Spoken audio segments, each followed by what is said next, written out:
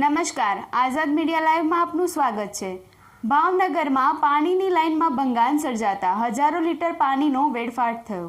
ભાવનગરથી ગળેજી વડલાના રેલવેના ફાટક પાસે પીવાના પાણીની લાઈન તૂટી જતા હજારો ગેલન પાણી વેડફાઈ ગયું છે। જ્યારે એક બાજુ આ કાળઝાળ ગરમીમાં પીવાના પાણીની તંગી સર્જાઈ છે।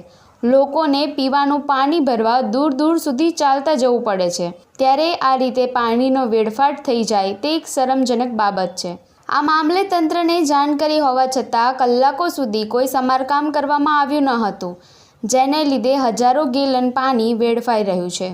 આજે કુંભરવાડા જેવા વિસ્તારોની અંદર પાણી નથી આવતું। આજે તમે જુઓ ગઢેચી રોડ ઉપર અથવા તો જે હાઉસિંગ બોર્ડના જે મકાનો છે, જે મુસ્લિમ સમાજના મોટી સંખ્યામાં લોકો રહે છે, તે પોતાના માટલાઓ લઈને આ સરકારની સામે, આ તંત્રની સામે વિરોધ કરી રહ્યા છે। ત્યારે કુંભરવાડા ગઢેચી ફાટક ઉપર તમે જોઈ રહ્યા છો કે હજારો ગેલનમાં પાણીનો વેડફાટ થઈ રહ્યો છે।